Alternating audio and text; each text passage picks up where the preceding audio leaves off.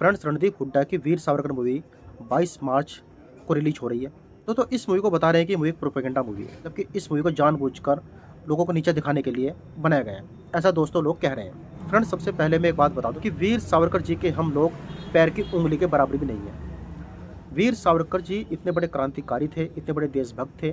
उन्होंने इस देश के क्रांतिकारियों, इस देश के लोगों, इस देश के वीर जवानों के अंदर ऐसी अलौकिक भाव जगाया था, ऐसी देशभक्ति की भावना जगाई थी कि मुझे नहीं लगता कि आज तक कोई और ऐसा क्रांतिकारी, कोई ऐसा मनुष्य इस तरह की भावना, इस तरह का देशभक्ति का जज्बा लोगों के अंदर जगा पाया हो। वीर सावरकर जी इकलौते ऐसे व्यक्ति हैं जिनको 2 बार काला पानी की सजा हुई और इनको करीब करीब को 14 साल अंडमान निकोबार की जेल में रखा गया, जो एक बहुत छोटा सा कमरा होता था। एक इतना छोटा कमरा वहाँ पर होता था जिसकी लंबाई चौड़ाई हमारे किचन के बराबर होती है। तो ऐसा सोचकर मेरी रूह कांप जाती है कि एक आदमी 12-14 साल एक किचन नुमा कमरे में कैसे बिताता है, वो कैसे अपनी ज़िंदगी वहाँ पर काटता है। हम लोग दोस्तों एक बाथरूम में या अपने कमरे में अगर थोड़ी देर के लिए फंस जाते हैं तो वहाँ पर हमारी सांस घुटने लगती है, लेकिन वीर सावरकर जी ने 14 साल इस तरह की काला पानी की जेल में बिताए और वहाँ पर वो टूटे नहीं, बल्कि उन्होंने हिम्मत रखी, देशभक्ति का जज्बा अपने अंदर पैदा किया। वहाँ पर उन्होंने किताबें लिखी और जितना अंग्रेज उनके ऊपर जुल्म सितम कर सकते थे, जितना अंग्रेज उनको पीड़ा पहुंचा सकते थे, वो सब उन्होंने वहाँ पर हंसते हंसते सही।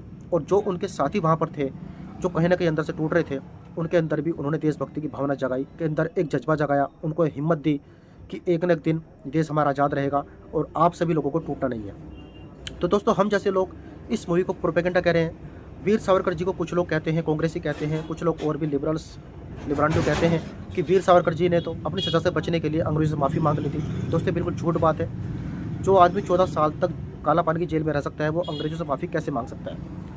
दोस्तों, वीर सावरकर जी को वो सम्मान, वो पुरस्कार आज तक नहीं मिला, वो रिवॉर्ड्स उनको आज तक नहीं मिला जिसके वो हकदार थे। वीर सावरकर जी के साथ हमेशा अनदेखी की गई, उनको हमेशा नीचे पायदान पर रखा गया, उनको हमेशा गलत निगाहों से देखा गया, जबकि वीर सावरकर जी एक बहुत बड़े देशभक्त, बहुत हिम्मत वाले इंसान थे और इस देश के लिए उन्होंने अपने प्राणों की बाजी लगा दी थी। जितना कुछ वो इस देश के लिए कर सकते थे, इस देश के जवानों के लिए कर सकते थे, इस देश के सिटीजन्स के लिए कर सकते थे, वो सब कुछ उन्होंने किया। और आज लोग उनको डरपोक बताते हैं, कॉवर्ड कहते हैं कि वो तो कॉवर्ड थे, डरपोक थे, वो तो कहीं ना कहीं अंग्रेजों का साथ दिया करते थे। दोस्तों, आप सभी लोगों का जो ये माइंडसेट है वो कहीं ना कहीं इस मूवी को देखकर बिल्कुल छूमंतर हो जाएगा। मैं आप सभी लोगों से दरख्वास्त करता हूँ कि एक बार आप सिनेमा हॉल में जाकर इस मूवी को जरूर देखिए।